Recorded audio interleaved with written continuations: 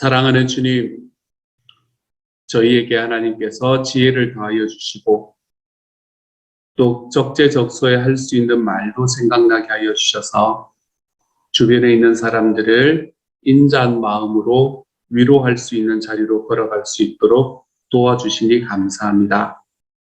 사랑하는 주님, 하나님께서 우리들의 마음속에 다른 사람들을 향한 판단의 마음, 비판의 마음이 아니고 사연이 있겠지. 하나님 품어주고 또 이해하는 마음으로 서로를 향해 걸어갈 수 있도록 하나님께서 도와주셨으니 감사를 드립니다.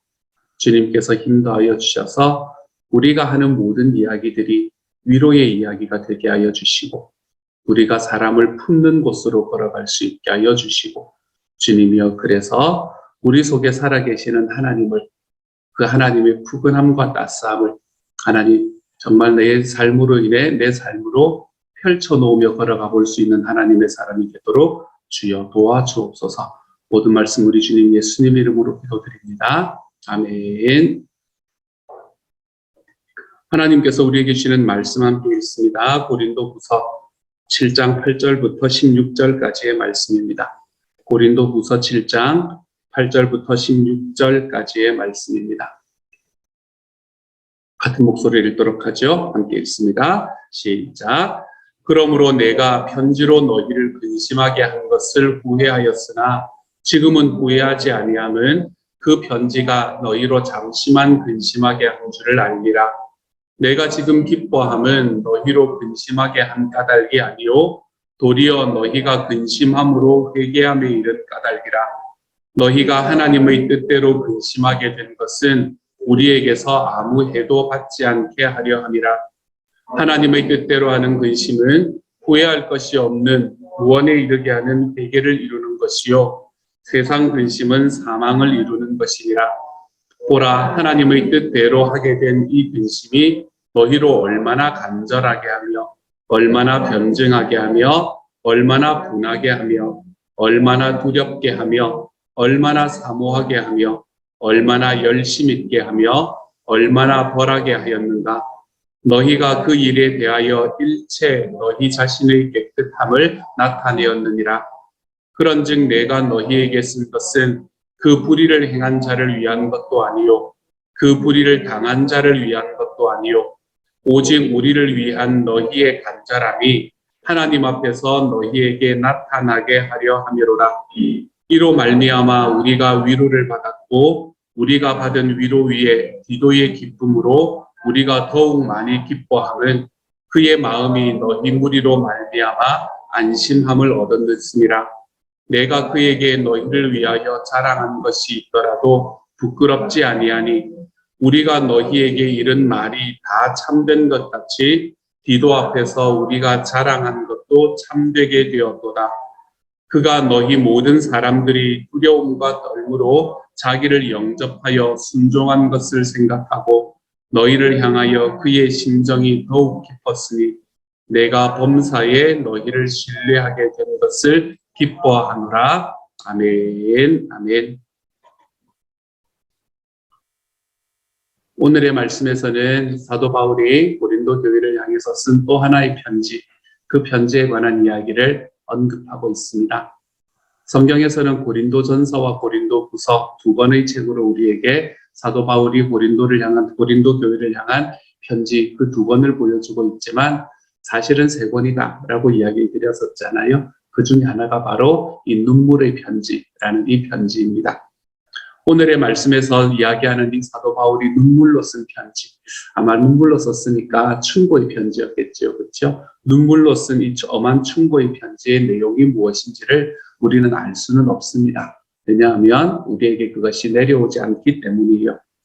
하지만 사도 바울이 아마 자기가 사도로서의 직분이 그리고 자기의 사역의 진실함 등을 변호하는데 많은 내용을 할애했던 것으로 볼 때 아마 사도 바울이 고린도 교회를 방문을 했을 때에 그를 노골적으로 대적하고 그가 사도가 아닌 게 아닌가라고 수치를 주었던 사람들을 권징하고 또 그들에게 동조했던 사람들 그리고 그들이 저질렀던 잘못으로부터 좀 회개하고 돌이켜라 라는 이야기, 그 이야기를 아마 하고 있지 않았을까라고 생각해 볼 수 있습니다.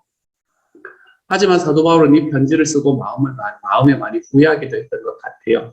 혹시나 이 편지가 너무 엄해서 사람들의 마음이 더 힘들어지면 어떡할까라는 마음으로 그 마음이 좀 후회하는 마음을 가졌던 것 같기도 합니다. 하지만 그 편지로 인해서 고린도 교회가 잠깐 마음이 아팠을지라도 그 근심으로 인해서 회개하고 돌이킨 소식을 듣게 된 거예요. 그래서 그것으로 인해서 회개하고 돌이킨 소식을 듣고 이제 내가 편지를 쓴 것을 후회하지 않고 도리어 기뻐한다. 이렇게 이야기하고 있는 말씀으로 우리에게 다가옵니다. 고린도 교회가 바울 사도의 편지를 받고 결국 겪은 슬픔이 있었거든요. 하지만 그 슬픔은 사실은 하나님의 계획과 뜻에 맞게 주어진 것이기 때문에 그때는 좀 슬퍼해야 될 때였기 때문에 고린도 교회는 슬픔에 눌려서 좌절하거나 더 큰 분쟁에 휘말리질 않았습니다. 그리고 결과적으로는 사도 바울이 이야기하고 사도 바울이 권면했던 이야기를 받아들임으로 인해서 결과적으로 아무런 손해도 입지 않은 그런 결과를 가져오게 되었지요. 이처럼 하나님의 말씀 앞에서 하나님의 뜻대로 슬퍼하고 근심하는 것, 이것은 교회로 하여금 죄를 깨달아 회개하고 구원에 이르게 하기 때문에 후회할 일이 없습니다. 우리는 살다가 좀 근심하는 일로 끌어들어갈 수도 있습니다.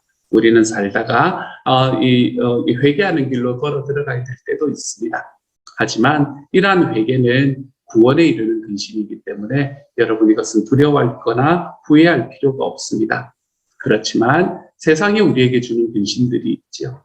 세상의 가치관이 우리에게 주는 근심들, 없으면 죽을 것 같은 그런 근심들, 그런 근심들은 우리를 구원으로 돌이킬 수 없기에 결국에 이것은 사망으로 이끌게 되는 것을 우리는 볼 수 있게 돼요.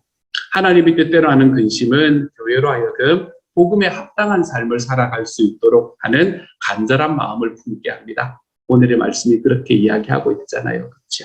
정직한 마음으로 하나님의 말씀을 전한 사도와 그의 복음을 변호하게 만들었습니다. 교회 안에서 복음을 왜곡하고 죄와 분쟁이 일어나게 하는 거짓 교사들을 향해 분노하게 했습니다. 심각하게 잘못된 교회의 현실을 점검하고 하나님의 거룩한 심판과 바울 사도의 징계를 두려워하게 했습니다.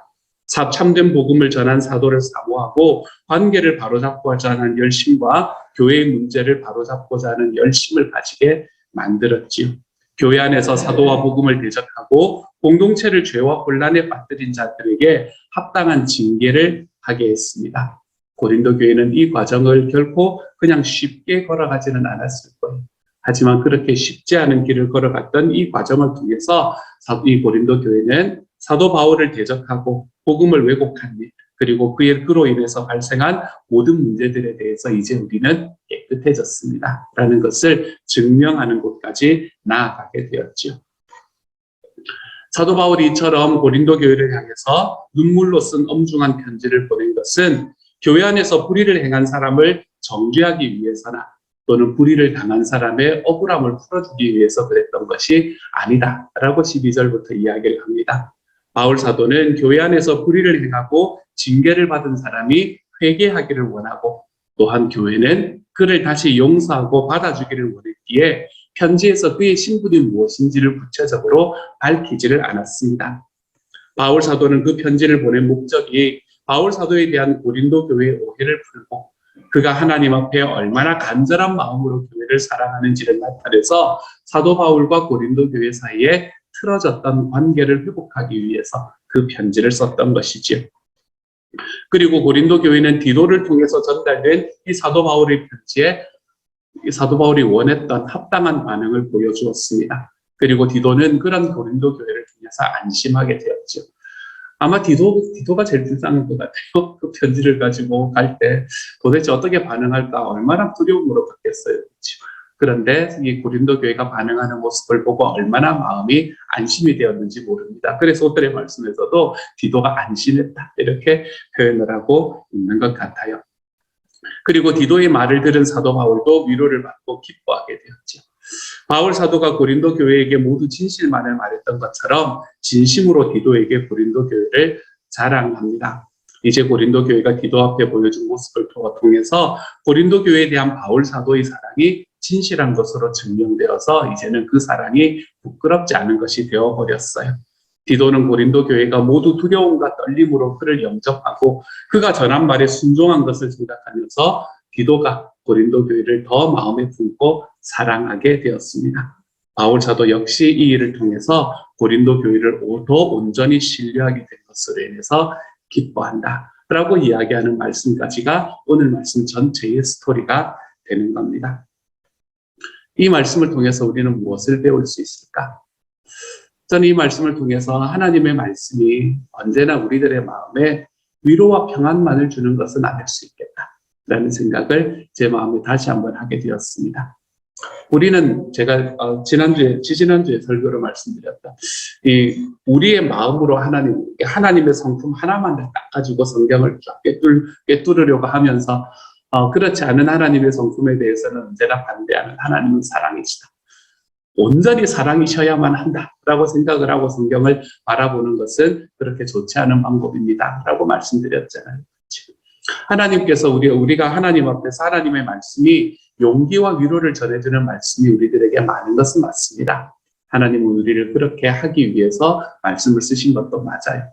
하지만 하나님의 말씀은 언제나 용기와 위로만을 주는 것은 아닙니다. 때때로는 하나님의 말씀은 우리에게 우리의 마음에 불편한 이야기들을 하도록 만들어주시는 것이 하나님의 말씀이기도 해요.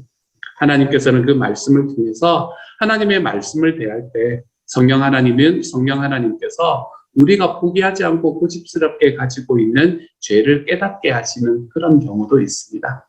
우리의 마음속에 고집스럽게 가지고 있는 죄를 깨닫게 하실 때 우리는 정말 이것을 받아들이기가 쉽지가 않은 때를 경험하게 되죠. 내가 지금까지 살아왔던 삶이 이런 삶인데요. 이야기하면서 거기에 버팅기면서 살아가는 삶을 걸어갈 때도 있습니다. 하나님의 말씀을 외면한 채 세상의 가치만을 줬던 우리의 어리석은 모습, 이런 것도 발견하게 하시는 때가 있습니다. 내가 지금까지 잘못 살아온 부분이 있구나 라는 것을 발견하게 하시는 때도 있어요. 우리가 하나님 앞에서 뭔가 힘들고 어려운 것을 가지고 주님 앞에 나아가서 하나님께 간구하는데 하나님께서는 그건 너가 잘못한 것 때문이지 라고 이야기하며 우리의 죄를 이야기하실 때도 있습니다. 그럴 때는 아프지요. 하나님 위로해 달라고 왔는데 주님 저를 더 아프게 하시네요 라고 이야기하며 나아가는 때도 있습니다. 형제를 용서하고 사랑하지 못하는 완고한 마음을 지적하실 때도 있습니다. 무의미하게 시간을 흘려보내고 있는 우리의 나태함을 발견하게 하는 그런 말씀으로 우리에게 찾아오실 때도 있습니다. 이런 말씀들은 우리를 근심하게 합니다. 그런 것을 바라볼 때 정말 그랬나 라는 내 자신을 생각을 하면서 시간도 아깝고 그동안에 했던 것도 너무 억울하다는 생각들이 드는 그런 마음들이 생길 때가 있습니다.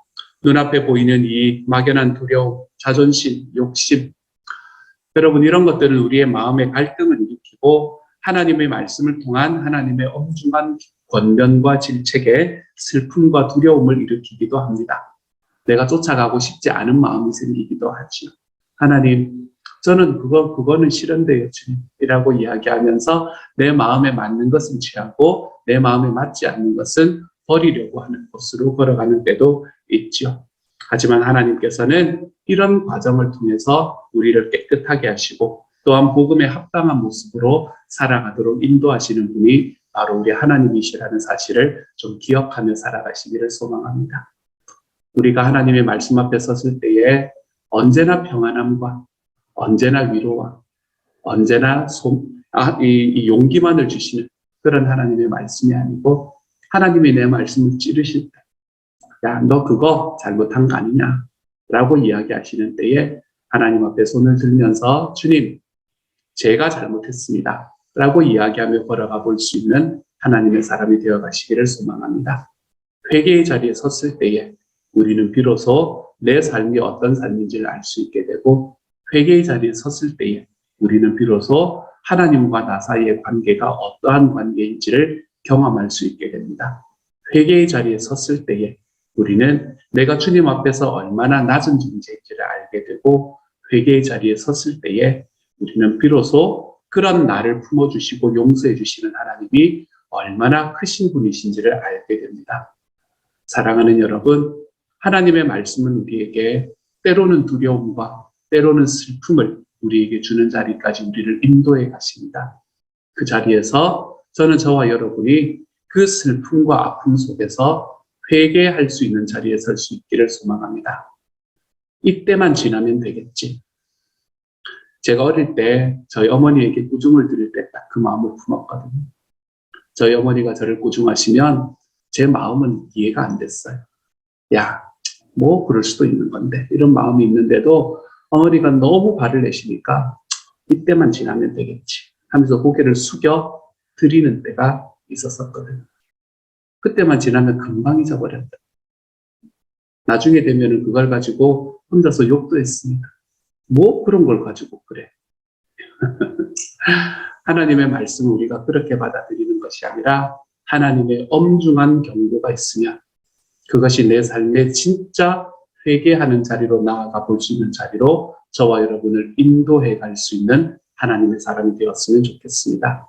나의 잘못에 대해서 주님께서 이야기하실 때 그렇습니다 하나님, 제가 잘못한 것이고 제가 다시는 그 길로 걸어가지 않기 위해 힘써 노력하겠습니다. 주님 앞에 이렇게 고백하며 걸어가는 하나님의 사람이 되어서 주님의 경고의 말씀이 진짜 경고의 말씀으로 저와 여러분의 삶에 다가올 수 있는 오늘 하루가 되어 가시기를 우리 주님의 이름으로 축복합니다. 이 시간 다 같이 한번 기도하도록 하겠습니다. 제가 한번 기도하도록 하죠. 사랑하는 하나님 감사를 드립니다. 사도 바울이 눈물로 쓴 엄중한 편지를 고린도 교회에게 주었을 때에 고린도 교회 성도들이 그것을 바라보며 뭐 이런 걸 가지고 라고 이야기하든지 그렇지 않으면 겉으로는 올바르게 반응하는 척하면서 속으로는 하나도 그것을 받아들이지 않는 삶을 선택하는 것이 아니라 사도 바울의 편지가 주님의 편지임을 기억했고 그것을 통해서 하나님께서 우리에게 하시고자 하는 말씀이 무엇인지를 기억하고 깨닫고 걸어갈 수 있는 길로 걷게 하여 주셨으니 감사를 드립니다. 사랑하는 하나님, 하나님께서 우리의 삶 속에서도 주님의 말씀이 우리의 삶 속에 엄중한 경고로 떨어질 때에 하나님 그 엄중한 경고로 다가오는 주님의 말씀을 우리의 삶에 깊이 간직하며 걸어갈 수 있는 하나님의 사람이 되게 하여 주옵소서. 주님의 그 엄중한 경고의 말씀이 있으면 그것이 내 삶의 온전한 회개로 이어질 수 있는 하나님의 사람이 되게 하여 주셔서 하나님과 우리 사이의 관계가 정말로 주님 한쪽은 경고하면 한쪽은 회개하는 하나님 이런 온전한 관계로 우리가 회복되어 갈 수 있도록 주여 도와주옵소서. 모든 말씀 우리 주님 예수님 이름으로 기도드립니다. 아멘. 하늘에 계신 우리 아버지여 이름이 거룩히 여김을 받으시오며 나라 임하옵시며 뜻이 하늘에서 이룬 것 같이 땅에서도 이루어지이다. 오늘날 우리에게 일용할 양식을 주옵시고 우리가 우리에게 죄 지은 자를 사하여 준 것 같이 우리 죄를 사하여 주옵시고 우리를 시험에 들게 하지 마옵시고 다만 악에서 구하옵소서. 대개 나라와 권세와 영광이 아버지께 영원히 있사옵나이다. 아멘.